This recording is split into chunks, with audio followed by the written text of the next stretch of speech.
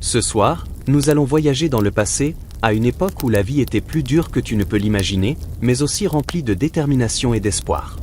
Nous partons pour l'Amérique coloniale, où chaque journée était consacrée à la survie, et où les plus petites joies semblaient être des miracles. Tu vas découvrir ce que cela signifiait vraiment de se réveiller dans un monde sans eau courante, sans électricité, ni même fenêtre en verre. Si tu apprécies ces histoires, j'aimerais beaucoup que tu laisses un like ou que tu t'abonnes. Je suis curieux de savoir d'où tu écoutes, alors écris un commentaire avec ta localisation et l'heure qu'il est chez toi. Maintenant, trouve un endroit confortable. Prends une grande inspiration, laisse ton corps se détendre, et partons ensemble dans ce voyage à travers le temps. Félicitations! Tu viens de te réveiller en Amérique coloniale, quelque part au début des années 1700. La première chose qui te frappe n'est pas ce que tu vois, mais ce que tu sens. Une odeur de fumée de bois flotte dans l'air, mêlée à quelque chose de plus terreux. Peut-être les animaux tout proches, ou simplement l'odeur d'un monde où les gens se lavent rarement. Ton nez se fronce légèrement, mais tu t'y habitues déjà. Le corps humain s'adapte plus vite qu'on ne le croit. La bonne nouvelle, c'est que tu es vivant et relativement en bonne santé, ce qui est déjà un exploit remarquable à cette époque. La mauvaise nouvelle? Tu vas vite découvrir que presque tout ce que tu considères comme acquis dans la vie moderne n'existe pas encore. Mais voici ce qui pourrait te surprendre, les gens autour de toi ne sont pas misérables. Ils vivent simplement la seule vie qu'ils connaissent. Et ils ont trouvé des moyens de se réjouir, même quand les choses sont difficiles. Tu es allongé sur ce qui tient lieu de lit à cette époque. Ce n'est pas un matelas comme tu les connais. C'est essentiellement un cadre en bois avec des cordes tendues, recouvert d'un mince matelas bourré de paille ou de feuilles de maïs. Les cordes se sont détendues pendant la nuit, laissant un creux au milieu.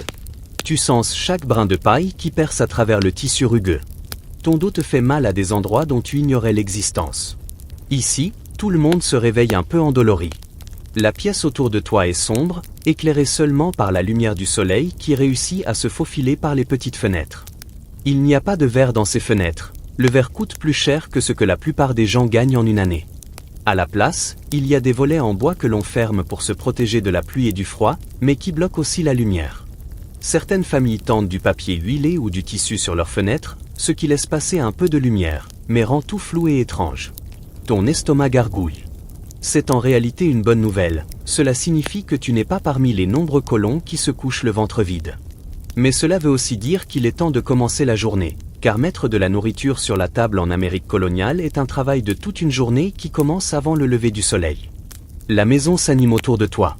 Tu entends le bruit doux des pieds nus sur le sol en bois, le craquement des planches qui ont travaillé pendant des décennies. Quelqu'un est déjà debout et en mouvement. Probablement la femme de la maison, car sa journée commence la première.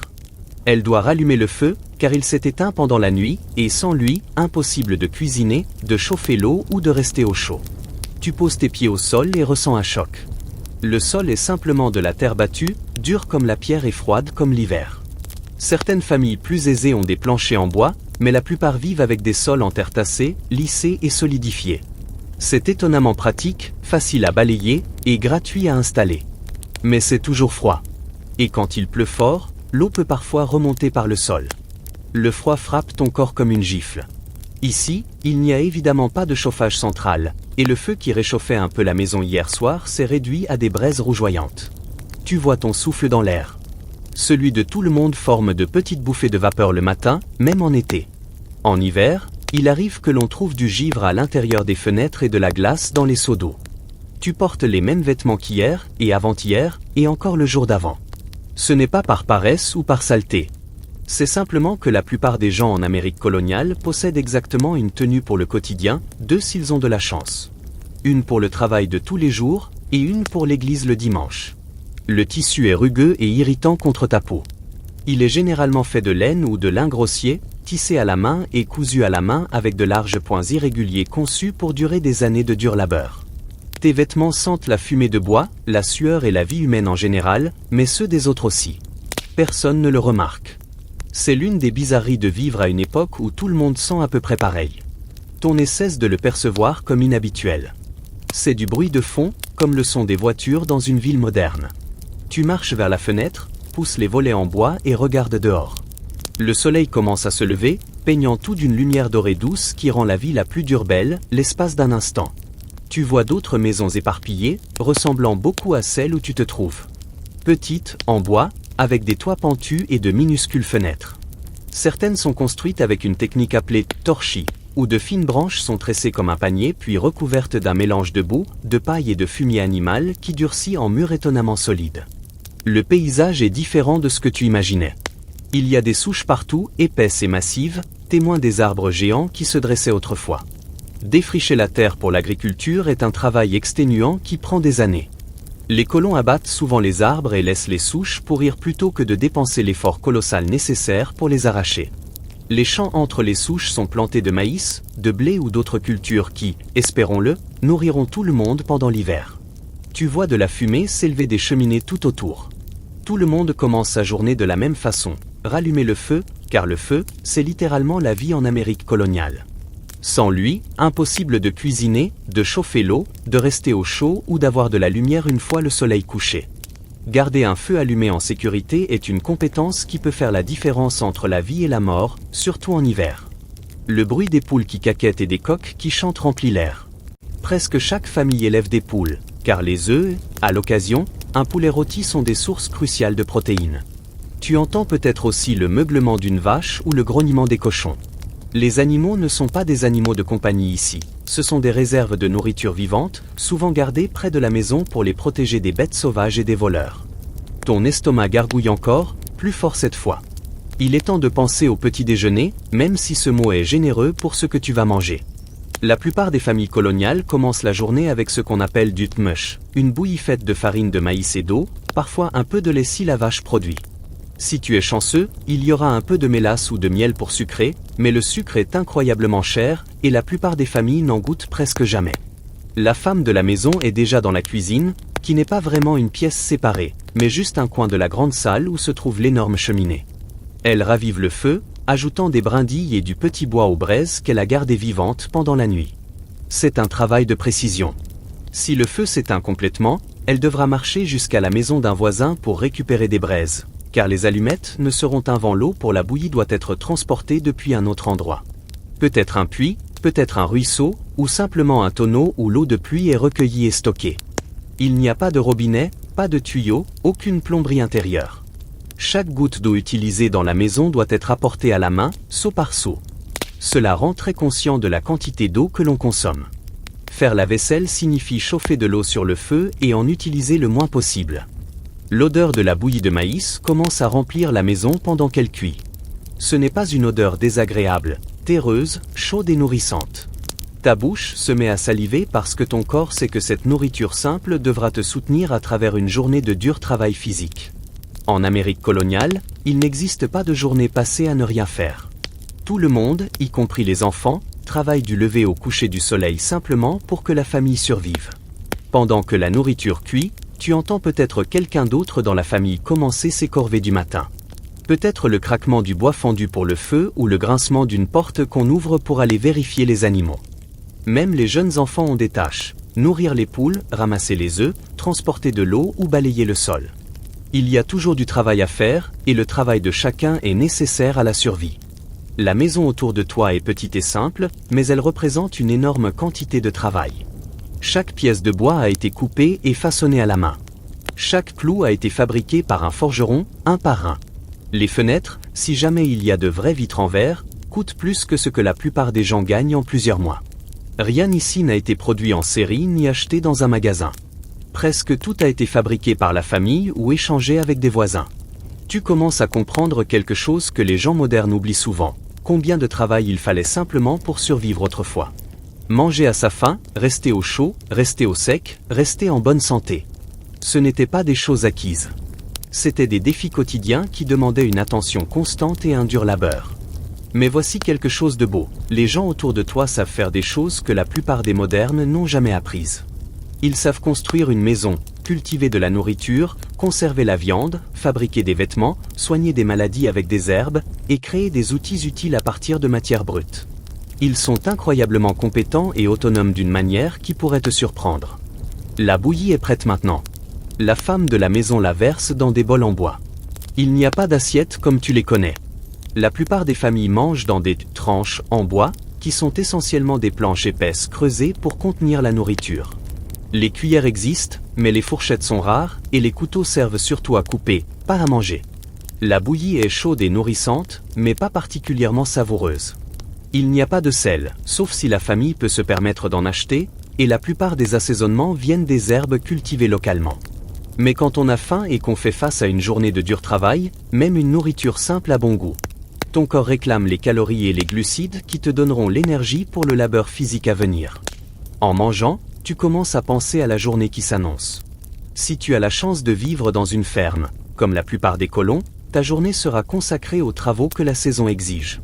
Au printemps, cela signifie labourer les champs ou planter des cultures. En été, désherber et entretenir les plantes. En automne, récolter et conserver la nourriture pour l'hiver. En hiver, entretenir les outils, filer du fil, fabriquer des vêtements et essayer de rester au chaud. Le rythme de la vie ici suit les saisons et le soleil. Tu te couches quand il fait nuit, car les bougies sont chères et la lumière du feu est faible.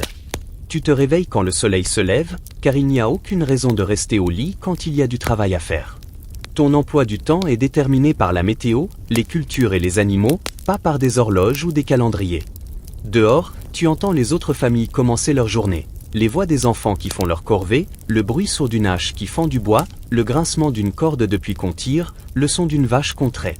Ce sont les sons d'une communauté où chacun dépend des autres pour survivre. Et la survie est vraiment le mot-clé ici. Tu vis à une époque où une mauvaise récolte signifie la faim, où un hiver rude signifie la mort, où une simple blessure peut s'infecter et te tuer. Il n'y a pas d'hôpitaux, pas d'épicerie, pas de programmes gouvernementaux pour aider quand les choses tournent mal. Les familles et les communautés doivent prendre soin d'elles-mêmes et les unes des autres. Mais il y a aussi quelque chose de profondément satisfaisant dans cette vie, malgré toutes ces difficultés. Quand tu cultives ta propre nourriture, construis ton propre abri et fabriques tes propres vêtements, tu as un lien avec les nécessités de base de la vie que la plupart des modernes ne connaissent jamais. Tu sais exactement d'où vient ta nourriture et combien de travail il a fallu pour la produire. Tu comprends la valeur des choses simples comme un feu chaleureux ou un toit sec au-dessus de ta tête. La bouillie est terminée maintenant, et il est temps de commencer le vrai travail de la journée. Ton corps se sent lourd et réchauffé par la nourriture, prêt pour les défis physiques qui t'attendent. Le feu brûle de façon stable et vive, promettant chaleur et la possibilité de préparer le dîner plus tard. Le soleil monte plus haut, apportant la lumière et la promesse d'une autre journée survivue dans ce monde difficile mais finalement gratifiant. Tu es sur le point d'entrer dans une journée qui mettra à l'épreuve ta force, tes compétences et ton endurance. Mais tu es aussi sur le point de ressentir la profonde satisfaction qui vient du fait d'utiliser tes mains et ton dos pour créer quelque chose de précieux, contribuer à la survie de ta famille et faire partie d'une communauté où le travail de chacun compte. En sortant dans l'air frais du matin, la première chose que tu remarques est à quel point ce monde sent différemment de ce que tu imaginais. Il y a l'odeur propre de la fumée de bois, oui. Mais en dessous, quelque chose de plus terreux, plus âcre. C'est l'odeur d'un monde sans assainissement moderne, où humains et animaux vivent beaucoup plus proches les uns des autres que ce dont tu as l'habitude, et où l'idée de prendre un bain est presque impensable. La maison que tu viens de quitter représente des mois de travail exténuant. Chaque pièce de bois a été coupée à la main avec des scies qu'il fallait aiguiser constamment. Les murs ont été construits avec une technique qui semblerait presque impossible aujourd'hui. D'abord, les hommes de la communauté se sont réunis pour ériger une charpente en bois.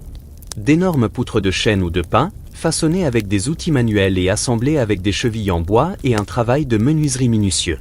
Tu peux voir les marques laissées par les grandages sur chaque poutre, donnant des surfaces lisses mais manifestement faites à la main. Entre ces poutres, les murs sont remplis de ce qu'on appelle torchis. Imagine ceci, de fines branches de bois, peut-être aussi épaisses que ton pouce, tressées comme un immense panier. Puis vient le torchis, un mélange qui pourrait te donner des hauts le cœur. C'est de la boue, oui, mais mélangée à de la paille, des poils d'animaux, et souvent du fumier. Fumier de vache, de cheval, tout ce qui était disponible. Sur les baguettes tressées, on applique ce mélange et on le laisse sécher pour former des murs étonnamment solides et résistants aux intempéries. Si tu passais ta main le long du mur intérieur de la maison, tu sentirais la texture rugueuse là où ce mélange a été lissé à la main. Parfois, on peut encore voir des empreintes de main dans le torchis séché, laissées par quelqu'un qui a appuyé trop fort en travaillant. Ce ne sont pas des murs parfaitement lisses comme ceux auxquels tu es habitué.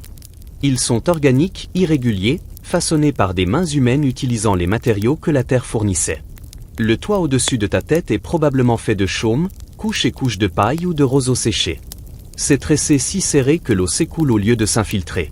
Construire un toit de chaume est un art qui prend des années à maîtriser. Le couvreur commence par le bas et monte, superposant la paille de sorte que chaque rang recouvre celui du dessous. Lorsqu'il est bien fait, un toit de chaume peut durer des décennies et garder une maison complètement sèche même lors des pires tempêtes. Mais voici quelque chose qui pourrait te surprendre à propos des maisons coloniales, elles ne comptent généralement qu'une ou deux pièces au total. La maison où tu t'es réveillé peut abriter une famille de 8 ou 10 personnes. Parents, enfants, grands-parents, peut-être un ou deux domestiques, tous vivant dans un espace plus petit que beaucoup de chambres modernes. La notion de vie privée, telle que tu la comprends, n'existe tout simplement pas. Tout le monde dort dans la même pièce. Tout le monde partage le même espace, et chacun connaît les affaires des autres. Le manque d'intimité s'étend à quelque chose que les modernes trouvent presque inimaginable. Que se passe-t-il quand tu dois aller aux toilettes? En te promenant sur la propriété, tu remarques une petite structure en bois un peu éloignée de la maison, peut-être à 15 ou 30 mètres. C'est la latrine, et c'est là que chaque membre de la famille satisfait ses besoins biologiques les plus élémentaires. La latrine est essentiellement une cabane en bois construite au-dessus d'un trou profond dans le sol. À l'intérieur, il y a un siège en bois avec un trou découpé. Et sous ce trou se trouve une fosse qui peut faire 2 ou 3 mètres de profondeur. Il n'y a pas de papier toilette, il ne sera inventé qu'un siècle plus tard. À la place, on utilise parfois des épis de maïs, de vieux chiffons ou simplement des pierres lisses pour se nettoyer. En hiver, aller à la latrine signifie s'emmitoufler et marcher dans la neige et la glace pour quelques minutes très désagréables. Mais voici ce qui montre vraiment à quel point la vie était différente. Quand la fosse est pleine, quelqu'un doit en creuser une nouvelle et déplacer la cabane. Imagine ce travail par une chaude journée d'été. Les déchets ne disparaissent pas, ils restent là, fermentent, attirent les mouches et dégagent des odeurs qui rendraient un moderne malade. Et comme la plupart des colonies sont construites près de sources d'eau comme des ruisseaux ou des puits, ces déchets s'infiltrent souvent dans le sol et contaminent l'eau potable. Cette contamination est l'une des principales causes de mortalité en Amérique coloniale. Des maladies comme la dysenterie, la fièvre typhoïde et le choléra se propagent comme une traînée de poudre dans les communautés où les déchets humains et l'eau potable se mélangent. Tu te souviens peut-être avoir lu sur Valley Forge où l'armée de George Washington a passé cet hiver terrible. Ce que tu ne sais peut-être pas, c'est que plus de ces soldats sont morts de maladie que de froid ou de faim. Environ 23 des hommes morts à Valley Forge ont été tués par la dysenterie et la fièvre typhoïde, des maladies qui se propagent à cause du manque d'assainissement. Quand la nuit tombe ou que le temps est trop rude pour aller à la latrine, les familles utilisent des pots de chambre. Ce sont essentiellement des bols en céramique ou en métal que l'on utilise comme toilette à l'intérieur de la maison. Chaque matin, quelqu'un, généralement une femme ou un enfant, doit vider ses pots. Et où les vide-t-on ? Souvent, on les jette simplement par la fenêtre la plus proche. Si tu marchais dans une rue de Boston ou de Philadelphie à l'époque coloniale, tu devrais rester attentif au cri « Gardez-l'eau », un avertissement qu'un pot de chambre allait être vidé depuis une fenêtre à l'étage. Les rues elles-mêmes choqueraient les sensibilités modernes. Il n'y a pas de collecte des ordures, pas de nettoyage des rues, pas de système d'égout. Les gens jettent directement leurs déchets ménagers dans la rue, restes de nourriture, poteries cassées, vieux vêtements, et oui, déchets humains. Ajoute à cela les déjections de tous les chevaux, vaches, cochons et poules qui partagent les rues avec les habitants, et tu obtiens une image de la vie urbaine difficile à imaginer. Quand il pleut, ces rues deviennent des rivières de saleté. Quand il fait sec, les déchets se transforment en poussière qui vole partout et s'infiltre dans tout. L'odeur est quelque chose qu'il faudrait vivre pour le croire. Et ce n'est pas seulement dans les quartiers pauvres. Même les parties les plus riches des villes coloniales souffrent des mêmes problèmes d'assainissement. Avec tout cela, tu pourrais penser que les gens de l'époque coloniale essayaient constamment de se laver. Mais voici quelque chose qui étonnerait absolument un moderne. La plupart des colons ne prennent presque jamais de bain. Pas parce qu'ils sont paresseux ou qu'ils ne se soucient pas d'être propres, mais parce que l'idée même d'immerger tout son corps dans l'eau est considérée comme dangereuse, malsaine et peut-être immorale. Le colon américain typique se lave le visage et les mains une fois par jour avec un linge et une bassine d'eau. C'est tout. C'est l'étendue de leur routine d'hygiène quotidienne. Leur corps, du cou aux pieds, peut ne pas être lavé avec du savon et de l'eau pendant des mois. Peut-être même pas une fois par an. Le bain complet est réservé aux nourrissons, et même alors, il s'agit davantage de les endurcir contre les maladies que de les nettoyer. Pourquoi cette peur du bain ? Une partie vient des croyances médicales de l'époque. Beaucoup de médecins pensent que l'eau peut affaiblir le corps ou le rendre plus vulnérable aux maladies. Ils croient que les huiles naturelles et la saleté sur la peau protègent en réalité contre la maladie. L'idée que la propreté prévient les maladies, chose que nous tenons pour acquise, n'a tout simplement pas encore été découverte. La religion joue aussi un rôle. Certains prédicateurs affirment qu'accorder trop d'attention au corps est de la vanité et que souffrir de l'inconfort est bon pour l'âme. Les puritains, qui ont une énorme influence sur la culture coloniale, croient que la propreté est importante pour des raisons morales. Mais ils entendent par là des vêtements propres et des maisons bien rangées, pas des corps lavés. Il y a aussi la question pratique du chauffage de l'eau. Rappelle-toi, chaque goutte d'eau doit être transportée à la main et chauffée sur un feu. Chauffer assez d'eau pour remplir une baignoire prendrait des heures et consommerait une énorme quantité de bois précieux. Pour la plupart des familles, cela ne vaut tout simplement pas la peine. Alors, à quoi les gens sentent-ils? Eh bien, tout le monde sent à peu près pareil. La fumée de bois, la sueur et l'odeur générale des corps humains qui n'ont pas été lavés. Les vêtements sont rarement lavés parce que le savon est cher et que le processus de lessive est incroyablement pénible. La plupart des gens possèdent seulement une ou deux tenues, et ils les portent jusqu'à ce qu'elles tombent littéralement en lambeaux. Le savon qui existe n'a rien à voir avec celui que tu connais. Le savon colonial est fabriqué à partir de graisse animale et de lessive, obtenue en filtrant de l'eau à travers des cendres de bois. Le procédé est dangereux, la lessive peut brûler la peau et le savon obtenu est dur et caustique. Il est principalement utilisé pour laver la vaisselle et les vêtements, pas le corps. L'utiliser sur la peau te laisserait rouge, irrité et probablement avec des brûlures chimiques. Les cheveux des femmes sont presque toujours couverts. En partie pour des raisons religieuses et en partie parce que se laver les cheveux est presque impossible. Elles peuvent les brosser et les tresser à nouveau, mais les laver avec du savon et de l'eau est un événement rare. Les hommes gardent souvent leurs cheveux courts ou se rasent complètement la tête et portent des perruques à la place. Les perruques peuvent être nettoyées plus facilement que les cheveux naturels, et elles peuvent être retirées si elles deviennent trop infestées de poux. Et les poux sont partout. Absolument partout. Poux du corps, poux de tête, poux des vêtements, ils font simplement partie de la vie. Tout le monde en a, du fermier le plus pauvre au marchand le plus riche. George Washington lui-même se plaignait de perruques pleines de poux. Les gens essaient de les contrôler en peignant leurs cheveux avec des peignes très fins et en faisant bouillir leurs vêtements, mais se débarrasser complètement des poux est presque impossible dans un monde sans méthode de nettoyage efficace. L'odeur des corps non lavés est simplement un bruit de fond dans la vie coloniale. Quand tout le monde sent pareil, on ne cesse de le remarquer. C'est comme les gens qui vivent près d'une papeterie et qui cessent de sentir le soufre, ou comme ceux qui vivent dans les villes modernes et qui cessent d'entendre le bruit de la circulation. Tes sens s'adaptent à ce qui est normal dans ton environnement. Mais les conséquences de cette mauvaise hygiène vont bien au-delà des odeurs et de l'inconfort. Les maladies se propagent rapidement dans les communautés où les gens vivent proches les uns des autres sans hygiène adéquate. La variole, la rougeole, la grippe et d'autres maladies contagieuses peuvent décimer des familles entières ou même des colonies entières. Les connaissances médicales sont primitives et il n'y a ni antibiotiques ni vaccins. Quand quelqu'un tombe malade, sa famille ne peut qu'espérer, prier et essayer les remèdes populaires qu'elle connaît. Même les infections mineures peuvent devenir mortelles. Une petite coupure qui s'infecte peut mener à une septicémie. Une infection dentaire peut se propager au cerveau.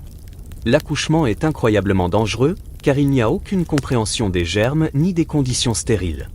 Beaucoup de femmes meurent en couche, et celles qui survivent souffrent souvent d'infections qui les hantent toute leur vie. L'ironie, c'est que les gens de l'époque coloniale vivent souvent plus proches de la nature et font plus d'exercices physiques que les modernes, ce qui devrait les rendre plus sains. Et d'une certaine manière, ils le sont. Ils sont généralement plus forts et plus capables physiquement que les gens d'aujourd'hui. Mais le manque d'hygiène de base et de connaissances médicales signifie qu'ils meurent jeunes de maladies qui seraient facilement traitables aujourd'hui. Les enfants sont particulièrement vulnérables.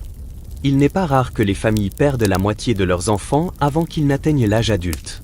Les parents n'attribuent même pas de nom au bébé avant plusieurs mois, car la mortalité infantile est si élevée.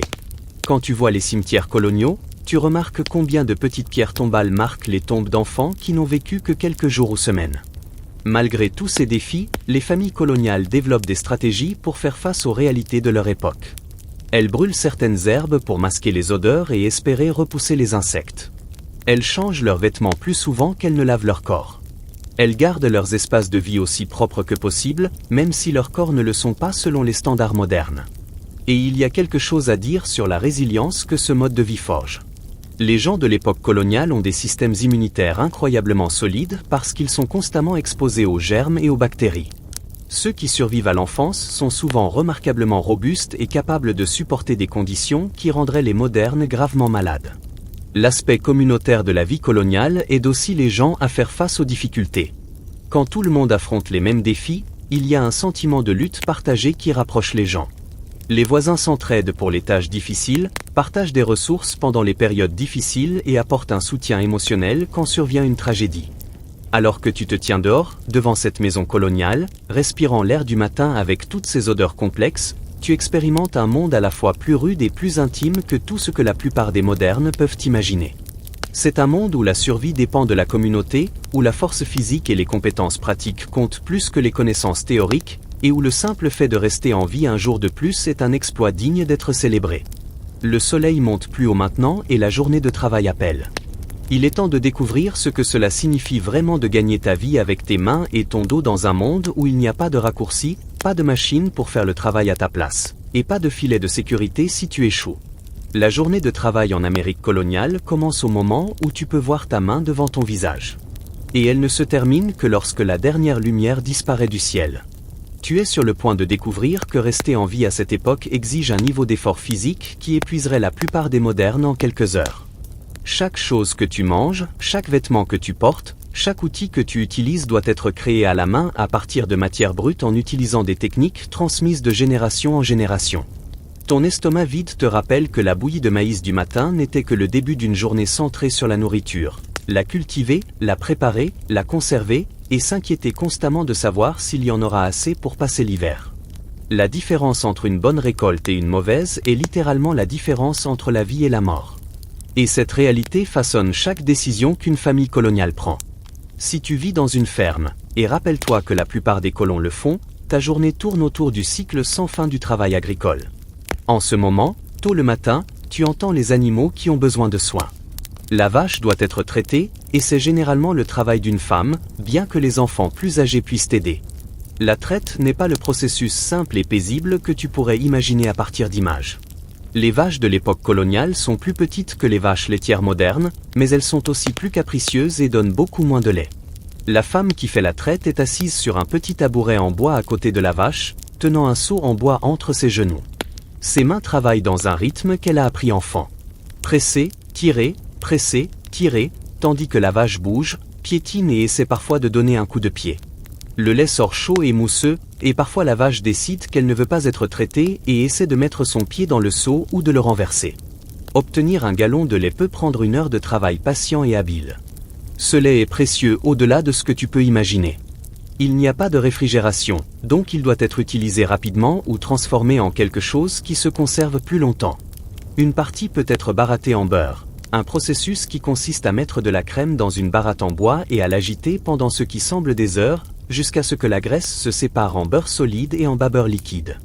Tes bras te feraient mal à force de répéter le mouvement constant de la palette. Une partie du lait est transformée en fromage, ce qui implique de le chauffer doucement, d'ajouter quelque chose d'acide comme du vinaigre pour le faire cailler, puis de presser les caillés dans un tissu pour en extraire le petit lait.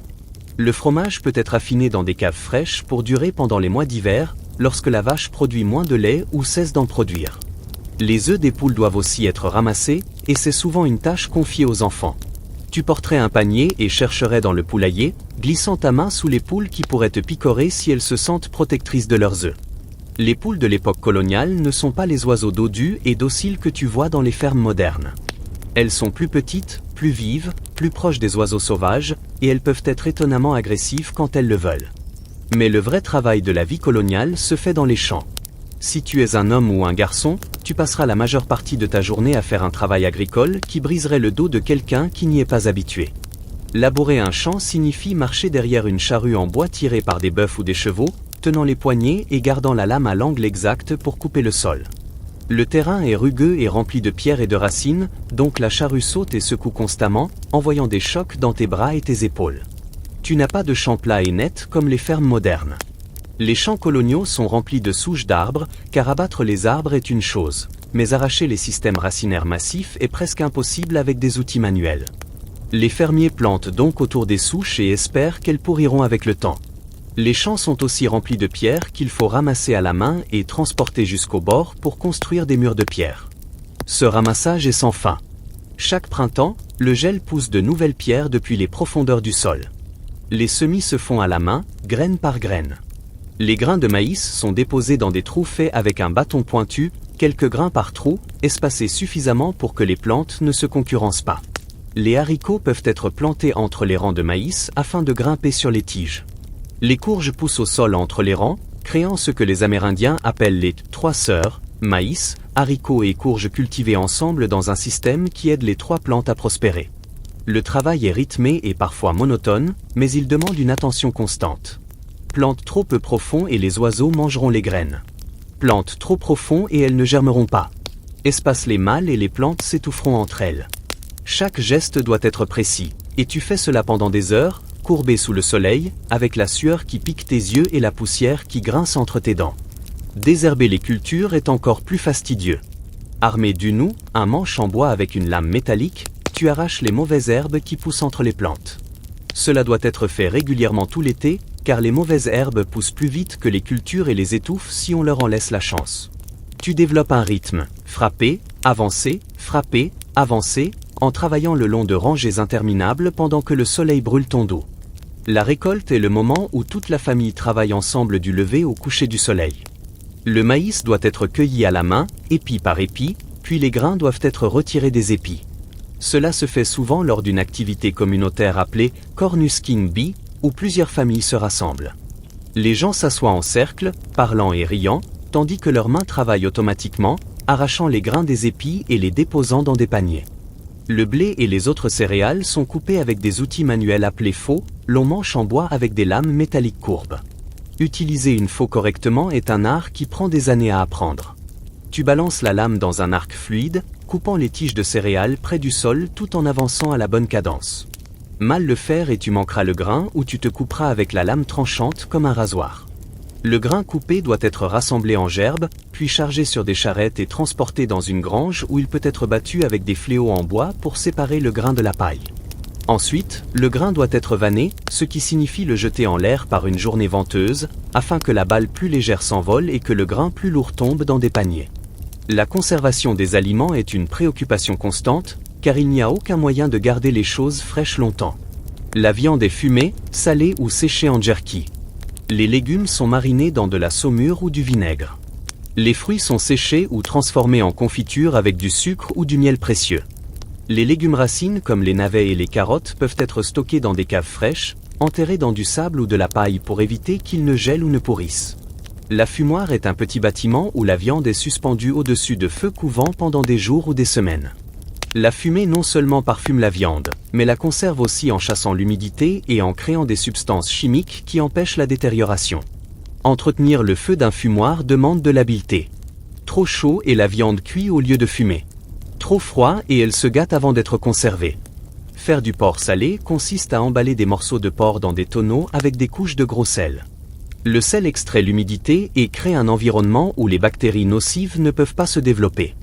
Le bœuf salé, le poisson salé. Ces aliments conservés peuvent durer des mois et fournir des protéines quand la viande fraîche n'est pas disponible. Pendant que les hommes et les garçons travaillent dans les champs, les femmes et les filles ont leur propre liste de tâches épuisantes qui ne s'arrêtent jamais. Fabriquer des vêtements commence par la culture du lin pour le linge ou l'élevage de moutons pour la laine. Le lin doit être récolté, trempé dans l'eau jusqu'à ce qu'il pourrisse légèrement, puis battu et peigné pour séparer les fibres. Les moutons doivent être tondus une fois par an, et leur laine doit être nettoyée, triée et préparée pour le filage. Filer du fil est une compétence qui demande des années pour être maîtrisée. À l'aide d'un rouet, une femme étire les fibres et les tord en un fil continu, contrôlant l'épaisseur et la solidité par de subtils mouvements de ses doigts.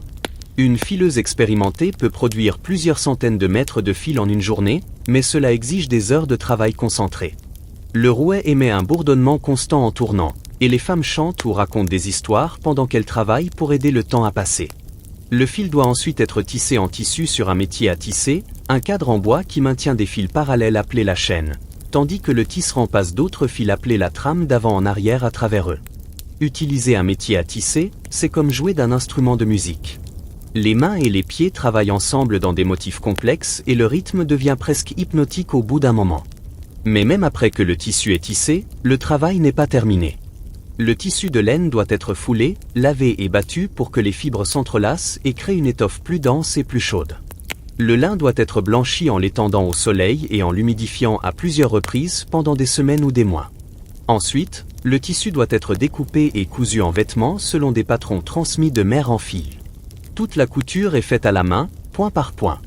Une femme peut passer des semaines à confectionner une seule chemise, et chaque point doit être assez solide pour résister à des années de travail et de lavage rude. Le fil est fabriqué à partir des mêmes fibres que le tissu, et les aiguilles sont des outils métalliques précieux qui sont soigneusement entretenus et jamais perdus. La cuisine est un autre travail à plein temps qui demande une attention constante et du savoir-faire. Chaque repas doit être préparé sur un feu ouvert dans la cheminée, en utilisant de lourdes marmites en fonte suspendues à des crochets et des chaînes. Contrôler la chaleur signifie déplacer les marmites plus près ou plus loin des flammes, ajouter ou retirer des bûches et surveiller constamment le feu pour le maintenir à la bonne température.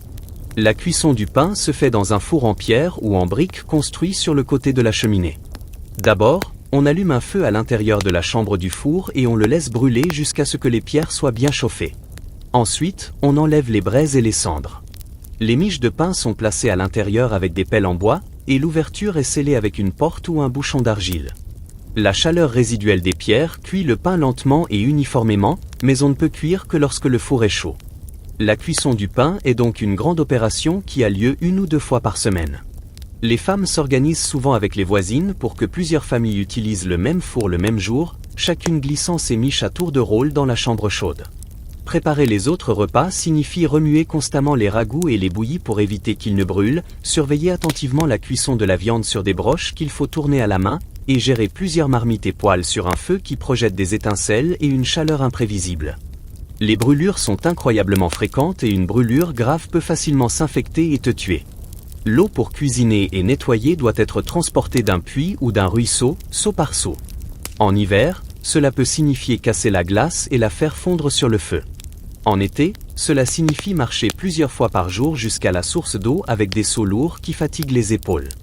La vaisselle est faite avec un minimum d'eau et du savon agressif, et les marmites sont souvent simplement grattées et essuyées plutôt que réellement lavées. La même marmite peut servir à cuire plusieurs plats successifs, chacun prenant les saveurs de ce qui a été préparé avant. La lessive est un cauchemar occasionnel qui implique de chauffer de grandes quantités d'eau, de frotter les vêtements sur des planches à laver avec du savon agressif, de les rincer à l'eau froide et de les tordre à la main avant de les suspendre pour les faire sécher. Les femmes font souvent la lessive ensemble comme une activité communautaire, partageant le travail et les grands récipients nécessaires pour chauffer l'eau.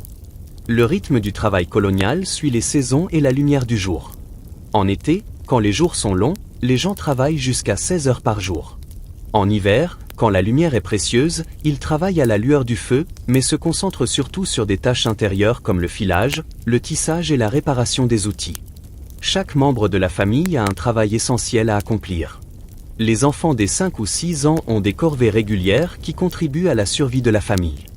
Les garçons aident leur père à la ferme et apprennent des compétences comme la menuiserie, la forge ou le métier que pratique le père. Les filles aident leur mère à cuisiner, nettoyer et travailler le textile, apprenant les compétences dont elles auront besoin pour gérer leur propre foyer un jour. Il n'existe pas de temps libre tel que les modernes le comprennent. Quand le travail essentiel est terminé, les gens peuvent avoir quelques minutes pour s'asseoir près du feu et discuter, mais il y a toujours quelque chose à faire, des vêtements à raccommoder, des outils à réparer, de la nourriture à préparer pour le lendemain. La charge physique de ce mode de vie est énorme. Les mains des gens sont définitivement tachées et marquées par leur travail. Leur dos souffre d'avoir été courbé sur les cultures et les métiers à tisser. Leurs pieds sont durs et calleux à force de marcher sur un sol rugueux. Mais ils sont aussi incroyablement forts et capables de faire des choses avec leurs mains qui sembleraient magiques à quelqu'un du monde moderne. À la tombée du soir, quand la dernière lumière disparaît du ciel, tu as travaillé plus dur que la plupart des modernes en une semaine. Ton corps est épuisé, tes vêtements sont sales et imprégnés de sueur, et tu sens la forêt et le travail honnête. Mais tu as aussi contribué à quelque chose d'essentiel à la survie de ta famille. Et il y a une profonde satisfaction dans cette connaissance qui aide à apaiser la douleur de tes muscles lorsque tu te reposes enfin. Après une journée de travail exténuant, tu pourrais penser que tous les colons vivaient la même vie difficile. Mais l'Amérique coloniale est en réalité un monde divisé en classes sociales très distinctes, chacune avec ses propres rythmes quotidiens, ses propres défis et sa relation complètement différente au confort et à la survie. Là où tu te situes dans cet ordre social détermine tout, depuis ce que tu manges au petit déjeuner jusqu'à savoir si tu vivras dans un manoir ou dans une cabane d'une seule pièce. Disons que tu as la chance de naître dans la classe supérieure, la gentry riche qui possède de grandes plantations dans le sud ou de vastes terres dans le nord. Ton matin commence très différemment de l'aube du fermier que nous avons vécu plus tôt. Au lieu de te précipiter pour traire les vaches et entretenir les feux, tu te réveilles dans une chambre qui peut même avoir des fenêtres en verre. La lumière douce et filtrée entre sans laisser passer le froid mordant. Ton lit n'est pas un cadre de cordes rempli de paille. C'est un véritable lit en bois avec un matelas garni de plumes ou de duvet. Les draps sont en fin lin, lisses contre ta peau au lieu d'être rugueux et irritants. Quand tu te réveilles, tu n'enfiles pas immédiatement les vêtements de la veille.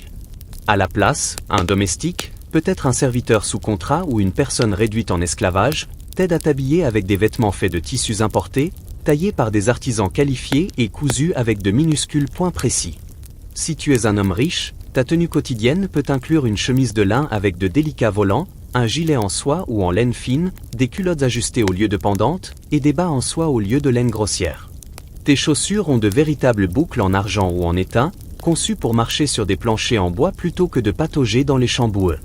Les femmes riches portent des stets, l'équivalent colonial du corset, fait de fanons de baleine qui façonnent leur torse selon la silhouette à la mode. Par-dessus, elles enfilent une chemise de lin fin, puis un jupon, puis la robe elle-même, qui peut être en soie importée de Chine ou en laine fine d'Angleterre. Les couleurs sont plus riches et plus vives que tout ce qu'un pauvre fermier pourrait se permettre. Des bleus profonds teints à l'indigo, des rouges éclatants obtenus grâce à la coûteuse cochenille, ou des noirs élégants qui montrent qu'ils peuvent se permettre de garder des vêtements sombres propres. Hommes et femmes riches portent souvent des perruques faites de cheveux humains, soigneusement coiffés et poudrés de blanc. Ces perruques sont des symboles de statut coûteux qui nécessitent des soins professionnels. Une bonne perruque peut coûter autant qu'une famille pauvre gagne en une année.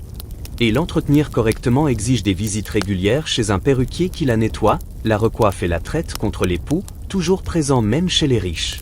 Le petit déjeuner des colons aisés est à des années-lumière de la bouillie de maïs.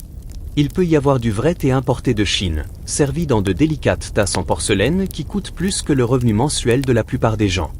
Le café est un autre luxe importé, servi avec du sucre raffiné, blanc, transformé dans les Caraïbes et expédié vers le nord à un coût énorme.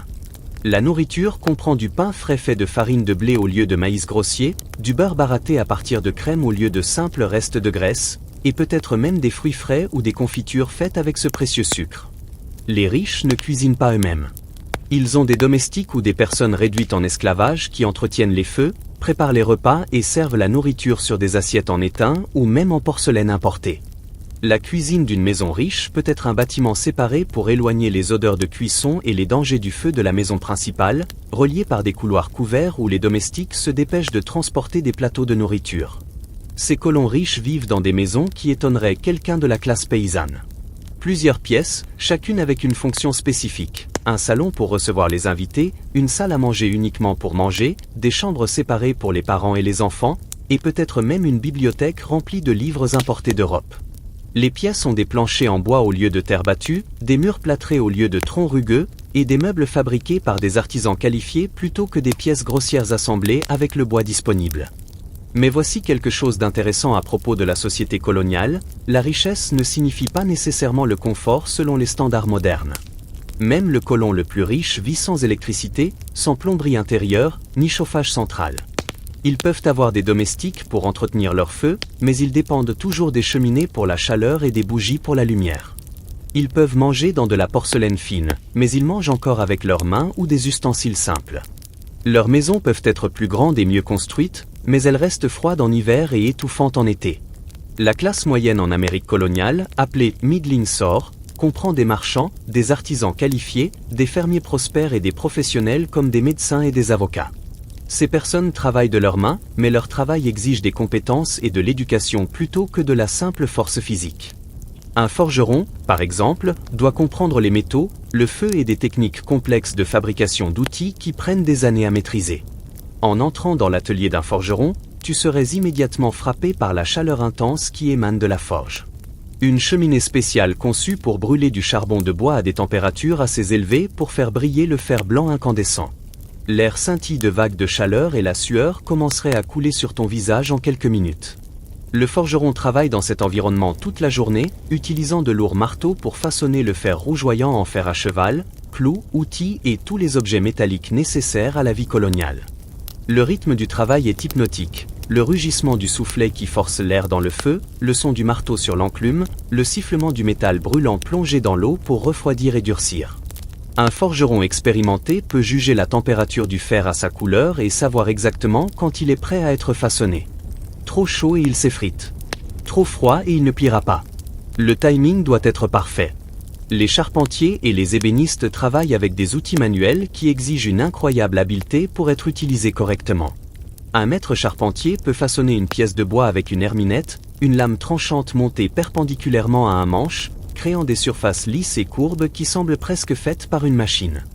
Ils peuvent couper des assemblages précis qui s'emboîtent parfaitement sans clous ni vis, utilisant seulement des chevilles en bois et les propriétés naturelles du bois lui-même. Ces artisans qualifiés vivent souvent au-dessus ou derrière leurs ateliers, dans des maisons qui reflètent leur statut de ni riches ni pauvres. Les meubles sont bien faits mais pas luxueux.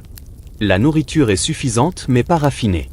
Les vêtements sont solides et bien ajustés, mais faits de tissus pratiques plutôt que d'importations coûteuses. La vie en ville dans l'Amérique coloniale offre des opportunités qui n'existent pas dans les campagnes. Mais elle apporte aussi des défis que les familles rurales ne connaissent pas. Dans des villes comme Boston, New York ou Philadelphie, tu pourrais te réveiller au son des cloches d'église marquant les heures, du grondement des roues de charrettes sur les rues pavées et des cris des marchands ambulants vendant leurs produits. Les villes ont de vraies rues au lieu de simples sentiers à travers la forêt. Mais ces rues sont étroites, bondées et souvent impraticables par mauvais temps. Les maisons sont construites proches les unes des autres, parfois partageant des murs, et les odeurs et bruits de tes voisins sont impossibles à éviter. En été, la concentration de personnes et d'animaux crée des odeurs accablantes, même selon les standards coloniaux. Mais les villes offrent aussi des commodités dont les colons ruraux ne peuvent que rêver. Il y a de véritables boutiques où tu peux acheter des biens au lieu de devoir tout fabriquer toi-même. Un boulanger vend du pain frais chaque jour, donc tu n'as pas besoin de moudre ton propre grain et de surveiller ton propre four. Un tailleur peut confectionner des vêtements sur mesure si tu peux te le permettre. Un apothicaire vend des médicaments et des épices exotiques importées du monde entier. Les tavernes servent de centres sociaux dans les villes coloniales. Ce ne sont pas seulement des lieux pour boire. C'est là que les affaires se concluent, que les nouvelles se partagent et que les voyageurs trouvent une chambre pour la nuit. En entrant dans une taverne, tu serais accueilli par l'odeur du tabac à pipe, de la nourriture en train de cuire et des corps non lavés, mêlés au son des conversations, des rires et peut-être d'un violon joué dans un coin. Le tavernier sert de la bière, de l'ale, du cidre et des boissons plus fortes comme le rhum et le whisky. Les Américains coloniaux boivent des boissons alcoolisées à chaque repas, y compris au petit déjeuner, car l'alcool est souvent plus sûr que l'eau dans les villes où les puits peuvent être contaminés. Même les enfants boivent du small beer, une boisson faiblement alcoolisée moins susceptible de transmettre des maladies que l'eau claire. L'éducation en Amérique coloniale varie énormément selon la classe sociale et le lieu de vie. Les enfants riches, surtout les garçons, peuvent être envoyés dans des écoles formelles ou avoir des tuteurs qui leur enseignent le latin, le grec, les mathématiques et la littérature classique. Le but est de les préparer à l'université, des lieux comme Harvard, fondé en 1636, ou le College of William and Mary en Virginie.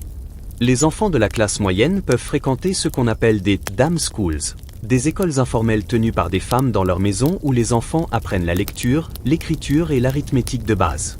La dame, qui dirige l'école, est généralement une veuve ou une femme célibataire qui a besoin de revenus, et elle enseigne à une douzaine d'enfants de différents âges dans sa cuisine ou son salon. Les enfants pauvres, surtout en zone rurale, n'ont souvent aucune éducation formelle. Ils peuvent apprendre à lire grâce à leurs parents ou au ministre local, mais le plus souvent ils commencent à travailler dès qu'ils sont assez grands pour être utiles.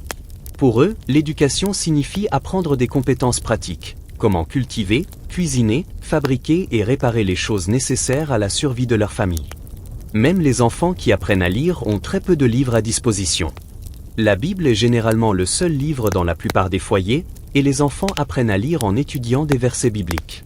Les autres livres sont incroyablement chers car ils doivent être importés d'Europe ou imprimés sur des presses manuelles utilisant du papier fabriqué feuille par feuille. La vie religieuse domine la société coloniale d'une manière qui surprendrait les modernes. Le dimanche n'est pas seulement un jour de repos. C'est un jour où toute la communauté est tenue d'assister à des offices religieux qui peuvent durer des heures. L'église est souvent le plus grand et le plus impressionnant bâtiment de la ville, et la fréquentation est à la fois un devoir religieux et une obligation sociale. Les offices puritains en Nouvelle-Angleterre sont particulièrement intenses. La congrégation s'assoit sur des bancs en bois dur dans un bâtiment non chauffé, écoutant des sermons qui peuvent durer 2 heures ou plus. Le ministre prêche sur le péché, le salut et la lutte constante entre le bien et le mal, utilisant souvent la peur de la damnation pour encourager un comportement correct. Les gens doivent rester parfaitement immobiles et attentifs, et s'endormir pendant le sermon est considéré comme une faute grave. Mais l'Église n'est pas seulement une affaire de religion. C'est aussi là que la communauté se rassemble pour partager des nouvelles, faire des affaires et maintenir des liens sociaux. Après le service, les gens traînent dans le cimetière, échangeant des potins, organisant des mariages et discutant des affaires pratiques de la vie communautaire. Les croyances religieuses façonnent aussi le comportement quotidien bien au-delà des offices du dimanche.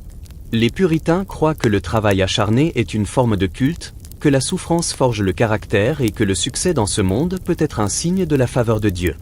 Ces croyances expliquent pourquoi les colons acceptent de vivre dans des conditions si difficiles. Ils voient les épreuves comme faisant partie du plan divin. Les communautés coloniales s'organisent autour du travail partagé et de l'aide mutuelle, essentielle à la survie.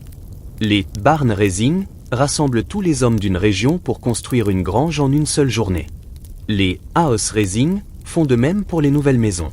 Ces événements sont à la fois des corvées collectives et des rassemblements sociaux, chacun apportant son travail et ses compétences pour aider un voisin. Les quilting bees donnent aux femmes l'occasion de socialiser tout en accomplissant un travail essentiel. Un groupe de femmes se réunit pour travailler ensemble sur un kilt, leurs mains suivant des gestes maîtrisés tandis qu'elles parlent de leur famille, de leur communauté et de leurs préoccupations. Les quilts qu'elles créent ne sont pas seulement des couvertures, ce sont des œuvres d'art représentant des heures innombrables de travail qualifié et de créativité. Les cornhusking bees transforment le travail fastidieux de préparation du maïs pour le stockage en événement social. Les familles se rassemblent dans la grange de quelqu'un avec d'énormes piles de maïs à éplucher. Les gens s'assoient en cercle, parlant et riant, tandis que leurs mains retirent automatiquement les enveloppes. Il peut y avoir de la musique, des danses et beaucoup de nourriture pour récompenser les travailleurs. La période des récoltes rassemble les communautés d'une manière qui montre à quel point les gens dépendent les uns des autres. Quand les cultures d'une famille sont prêtes, les voisins laissent leur propre travail pour aider à la récolte. Tout le monde sait qu'il aura besoin de la même aide quand ses propres cultures seront mûres et qu'un retard de quelques jours peut faire la différence entre une récolte réussie et un désastre. Les différences entre les 3 régions coloniales, la Nouvelle-Angleterre, les colonies du milieu et le sud, créent des schémas culturels distincts qui affectent profondément la vie quotidienne. La Nouvelle-Angleterre, avec son sol rocailleux et ses hivers rigoureux, développe une culture basée sur de petites fermes, la pêche et finalement la manufacture.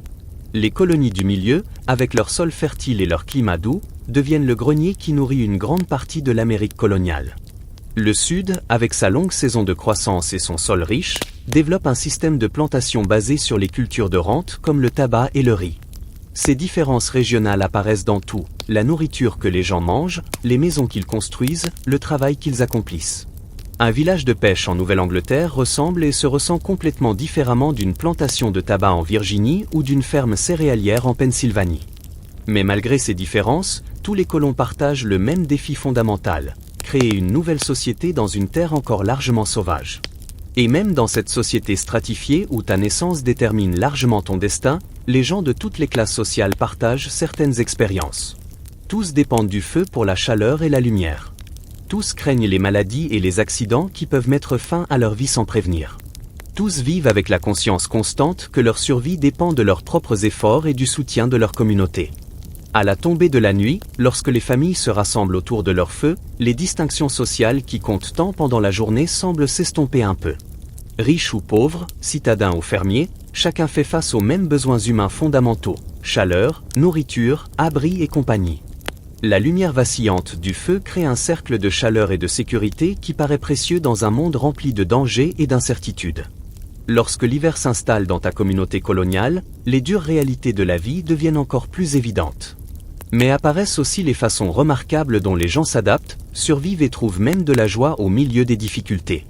C'est la saison où la fragilité de la vie coloniale se révèle le plus clairement, une simple maladie peut devenir une condamnation à mort, rester au chaud devient une lutte quotidienne, et les communautés doivent soit s'unir, soit s'effondrer sous la pression de la survie.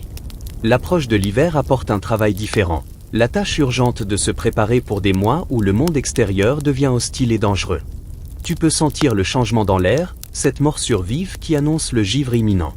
Chaque famille sait que sa survie pendant les mois à venir dépend entièrement des préparations faites maintenant, tant qu'il reste du temps. La conservation des aliments devient un travail désespérément urgent. Les derniers légumes du jardin doivent être récoltés avant le gel fatal.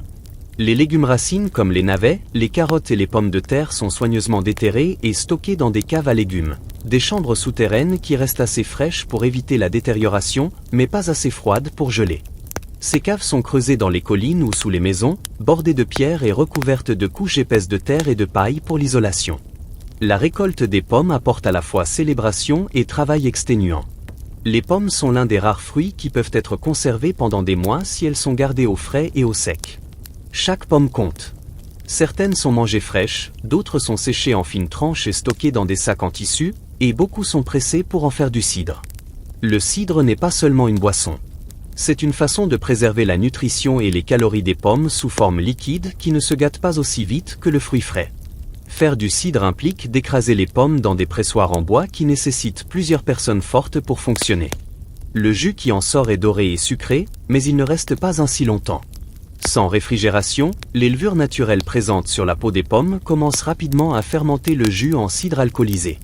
En quelques semaines, ce qui était du jus de pomme sucré devient légèrement alcoolisé, et après plusieurs mois, il peut être assez fort. Cette fermentation n'est pas un accident, c'est une méthode de conservation. Le cidre alcoolisé se garde beaucoup plus longtemps que le jus frais, et l'alcool aide à tuer les bactéries nocives. Les familles coloniales boivent du cidre à chaque repas, y compris au petit déjeuner, et même les enfants en boivent des versions diluées. C'est souvent plus sûr que l'eau, surtout dans les zones où les puits peuvent être contaminés. Mais malgré toute leur préparation, les familles coloniales vivent avec la conscience constante que l'hiver peut apporter des désastres qu'elles ne peuvent pas contrôler. Les maladies se propagent plus facilement lorsque les gens sont entassés dans de petites maisons mal ventilées. Une seule personne malade peut infecter toute une famille en quelques jours. Et sans traitement médical efficace, les maladies mineures deviennent souvent mortelles. Les connaissances médicales disponibles aux colons sont un mélange étrange de sagesse populaire, de croyances religieuses et de théories que nous savons aujourd'hui complètement fausses. Quand quelqu'un tombe malade, sa famille peut essayer des remèdes transmis de génération en génération, des tisanes d'écorce de saule pour la douleur, des cataplasmes de pain et de lait pour les plaies infectées, ou des mélanges de miel et de whisky pour la toux et les maux de gorge. Certains de ces remèdes populaires fonctionnent réellement. L'écorce de saule contient un composé similaire à l'aspirine. Le miel a des propriétés antibactériennes naturelles. Beaucoup d'herbes utilisées dans la médecine coloniale ont de véritables effets médicinaux. Mais les colons ne comprennent pas pourquoi ces traitements fonctionnent, et ils sont tout aussi susceptibles d'essayer des remèdes inutiles ou même dangereux. Les rares médecins formés ont des théories médicales qui paraissent étranges selon les standards modernes. Beaucoup croient aux 4 humeurs, l'idée que la maladie vient d'un déséquilibre entre le sang, le flegme, la bile jaune et la bile noire dans le corps. Les traitements consistent souvent à essayer de rééquilibrer ces humeurs par des saignées, des purges ou d'autres méthodes qui rendent généralement les patients plus malades. La saignée consiste à couper une veine et à laisser le sang s'écouler dans un bol, selon la théorie que de nombreuses maladies sont causées par un excès de sang. Les médecins utilisent des instruments tranchants appelés lancettes pour faire les incisions et peuvent prélever des pintes de sang sur des patients déjà affaiblis. Ce traitement tue parfois des personnes qui auraient pu guérir seules. La purge consiste à donner aux patients de puissants laxatifs ou des substances qui provoquent des vomissements, encore une fois selon la théorie que la maladie vient d'un excès de quelque chose dans le corps qui doit être expulsé. Ces traitements laissent les patients déshydratés et épuisés, aggravant souvent leur état. Quand quelqu'un doit se faire arracher une dent, et les maux de dents sont incroyablement fréquents car les soins dentaires n'existent presque pas, il doit généralement aller voir un barbier, un forgeron ou un autre artisan qui possède les outils et la volonté de tenter l'extraction. Il n'y a pas d'anesthésie, sauf peut-être de l'alcool ou de l'opium si la famille peut se le permettre. Le patient s'assoit sur une chaise pendant que l'opérateur saisit la dent avec des pinces métalliques et essaie de l'arracher, la cassant souvent et laissant des fragments infectés dans la mâchoire. George Washington lui-même a souffert de terribles problèmes dentaires toute sa vie. Contrairement à la croyance populaire, ces fosses dents n'étaient pas en bois. Elles étaient faites d'un mélange de métal, d'ivoire et de dents humaines et animales. Ses dentiers étaient douloureux à porter et déformaient la forme de son visage. Mais c'était le meilleur soin dentaire disponible, même pour l'homme le plus riche et le plus puissant d'Amérique. Pour la plupart des colons, les soins dentaires signifient vivre avec la douleur jusqu'à ce que les dents tombent d'elles-mêmes ou deviennent si infectées qu'elles doivent être retirées. Beaucoup de gens perdent la plupart de leurs dents à la quarantaine, ce qui affecte non seulement leur apparence, mais aussi leur capacité à manger correctement et à maintenir une nutrition adéquate. Le danger d'infection, même à partir de blessures mineures, ne peut être surestimé. Une petite coupure qui s'infecte peut entraîner une septicémie mortelle en quelques jours. Les fractures ouvertes, lorsque les os percent la peau, s'infectent presque toujours. L'accouchement, avec ses saignements inévitables et ses lésions des tissus, est extrêmement dangereux pour les mères comme pour les bébés. Les femmes qui donnent naissance sont assistées par des sages-femmes, des femmes expérimentées qui ont appris leurs compétences par la pratique plutôt que par une formation formelle. Ces sages-femmes connaissent des techniques traditionnelles pour gérer les accouchements difficiles, mais elles n'ont aucune compréhension des germes ni des conditions stériles. Elles peuvent utiliser les mêmes outils et linges pour plusieurs naissances sans les nettoyer, propageant ainsi des infections qui tuent de nouvelles mères. La mortalité infantile est tragiquement élevée. Les familles perdent souvent la moitié de leurs enfants avant qu'ils n'atteignent l'âge adulte. Les parents n'attribuent même pas de nom au bébé avant plusieurs mois, car tant meurent dans les jours ou semaines suivant leur naissance. En parcourant les cimetières coloniaux, tu vois rangée après rangée de petites pierres tombales marquant les sépultures d'enfants qui n'ont vécu que brièvement. Ces menaces constantes pour la santé et la survie créent une culture profondément religieuse et fataliste. Les colons croient que la vie et la mort sont entre les mains de Dieu et que la souffrance fait partie de son plan. Cette croyance les aide à supporter des tragédies qui dévasteraient les familles modernes. La mort des enfants, la perte de conjoints dans la force de l'âge, la présence constante de douleurs et de maladies. Mais la vie coloniale n'est pas uniquement faite de difficultés et de souffrances. Les gens trouvent des moyens de créer de la joie et des célébrations même au milieu des épreuves. Les soirées d'hiver, lorsque le travail de la journée se termine tôt à cause des courtes heures de lumière, deviennent des moments de conte, de musique et de divertissement simples qui rapprochent les familles et les communautés. Autour de la cheminée, les familles se rassemblent pour partager des histoires transmises de génération en génération. Ce peuvent être des contes populaires venus d'Europe, des récits d'événements locaux ou des histoires religieuses tirées de la Bible. La voix du conteur monte et descend avec les flammes vacillantes, créant des ombres dramatiques sur les murs et entraînant les auditeurs dans des mondes d'aventure et d'imagination. La musique est une présence constante dans la vie coloniale, même si les instruments sont simples et faits maison. Un violon fabriqué par un artisan local fournit la musique des danses lors des rassemblements communautaires. Quelqu'un peut jouer une flûte en bois taillé dans de l'érable ou battre des rythmes sur un tambour fait d'un tronc creux recouvert de peau animale. Le chant est un divertissement gratuit auquel tout le monde peut participer. Les familles chantent ensemble en travaillant, mère et fille harmonisent en filant le fil, père et fils gardent le rythme en fendant du bois. Les chansons peuvent être des hymnes appris à l'église, des chants de travail qui coordonnent les efforts collectifs ou des ballades racontant des histoires d'amour, de perte et d'aventure. Les enfants créent leur propre divertissement avec les matériaux disponibles. Un morceau de bois devient une poupée. Une poignée de pierre devient un jeu. Une ficelle devient un jouet appelé whirligig, qui tourne et bourdonne lorsqu'on la tend et qu'on la relâche. Les garçons jouent avec des cerceaux en bois qu'ils roulent au sol avec des bâtons ou taillent des sifflets dans de l'écorce de saule. Les filles s'exercent aux compétences dont elles auront besoin adultes en jouant avec des versions miniatures des outils féminins, petits rouets, petits métiers à tisser ou marmites miniatures qui leur permettent d'imiter le travail de leur mère. Ces objets ne sont pas seulement des jouets, ce sont des outils d'apprentissage qui enseignent des compétences essentielles par le jeu. Les célébrations saisonnières marquent le rythme de la vie coloniale et offrent des pauses dans le travail constant de survie. Les fêtes des récoltes célèbrent l'achèvement réussi du travail agricole de l'année et remercient pour la nourriture qui portera la communauté à travers l'hiver. Ces rassemblements présentent les meilleurs aliments que la communauté peut produire: pain frais, viande rôtie, fruits conservés et ce précieux cidre alcoolisé. Les célébrations de Noël sont plus sobres et plus religieuses que les fêtes modernes, centrées sur les offices religieux et les réunions familiales plutôt que sur les cadeaux. Les puritains désapprouvent en fait les célébrations élaborées de Noël, les jugeant trop proches des traditions catholiques.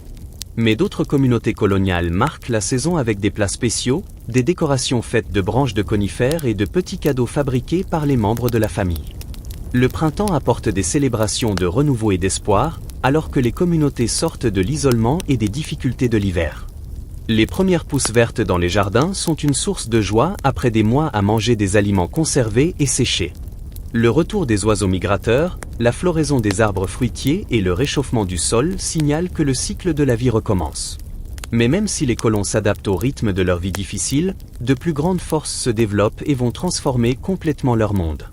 La relation entre les colonies américaines et la Grande-Bretagne devient de plus en plus tendue autour des questions de taxation, de représentation et de contrôle.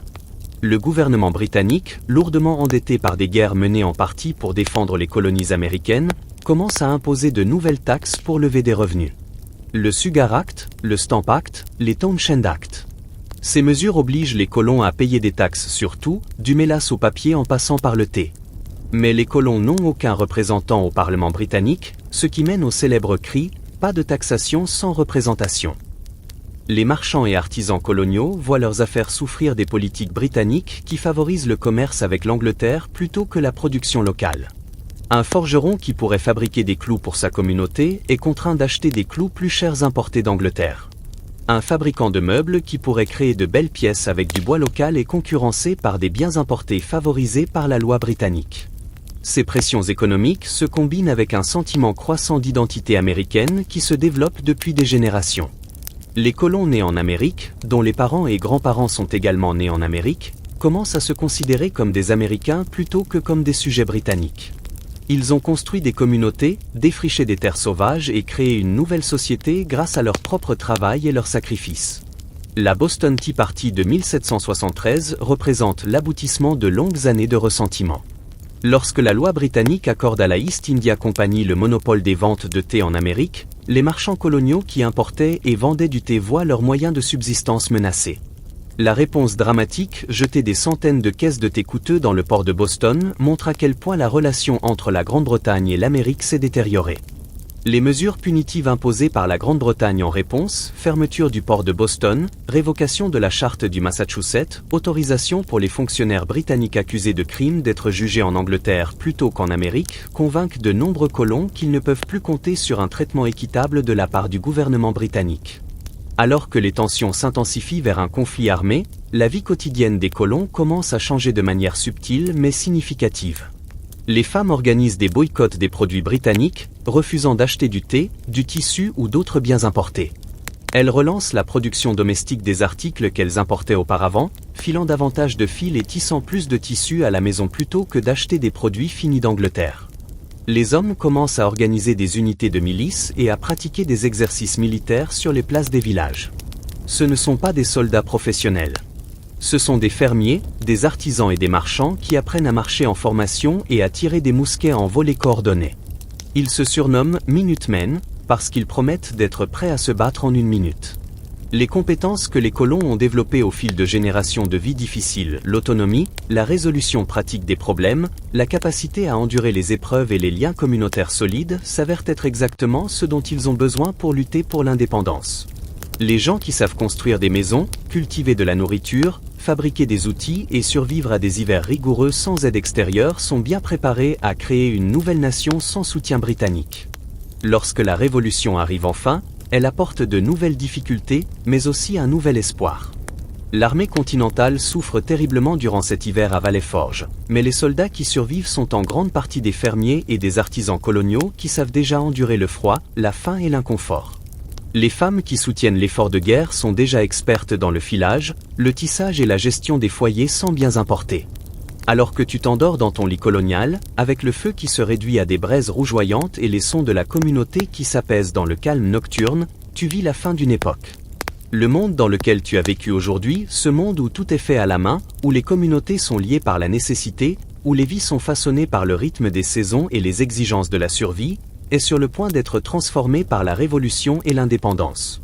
Mais les traits de caractère que cette expérience coloniale a forgés ne disparaîtront pas. L'autonomie, la volonté de travailler dur, le sens des responsabilités communautaires, la conviction que des gens ordinaires peuvent résoudre des problèmes extraordinaires. Tout cela devient partie intégrante du caractère américain qui continue de façonner la nation pendant des générations. Les personnes qui dorment autour de toi ce soir ont déjà accompli quelque chose de remarquable. Elles ont pris une terre sauvage et l'ont transformée en communauté. Elles ont transplanté la civilisation européenne sur le sol américain et l'ont adaptée à de nouvelles conditions. Elles ont créé une société où le fils d'un pauvre fermier peut devenir un artisan qualifié, où les communautés prennent soin de leurs membres et où le travail acharné et la détermination comptent plus que le statut hérité. Dans quelques années seulement, ces mêmes personnes créeront une nouvelle nation fondée sur des idées qui semblent radicales pour leur époque. Que les gouvernements doivent servir le peuple plutôt que l'inverse, que les citoyens ordinaires peuvent se gouverner eux-mêmes, que la liberté individuelle et la responsabilité communautaire peuvent coexister. Les expériences quotidiennes de la vie coloniale, la nécessité de coopérer pour survivre, les récompenses du travail acharné, les dangers de concentrer trop de pouvoir entre des autorités lointaines les ont préparés à cette expérience révolutionnaire. Alors, en fermant les yeux et en laissant les sons paisibles d'une nuit coloniale t'envahir, souviens-toi que tu as passé une journée dans la vie de personnes qui, silencieusement et sans le savoir, se préparaient à changer le monde. Leur lutte pour la survie de base, leurs petits actes quotidiens de coopération et d'entraide, leur développement progressif d'un mode de vie distinctement américain, tout cela construisait quelque chose de plus grand que ce qu'ils pouvaient imaginer. Le matin apportera une nouvelle journée de dur labeur, une nouvelle série de défis et de petites victoires, une nouvelle occasion de prouver que des hommes libres peuvent prendre soin d'eux-mêmes et les uns des autres. Et finalement, tous ces matins s'additionneront pour donner quelque chose d'extraordinaire, une nouvelle nation bâtie sur les fondations de tout ce que ces Américains coloniaux ont appris sur la vie, le travail, la communauté et la dignité tranquille des gens ordinaires accomplissant des choses extraordinaires.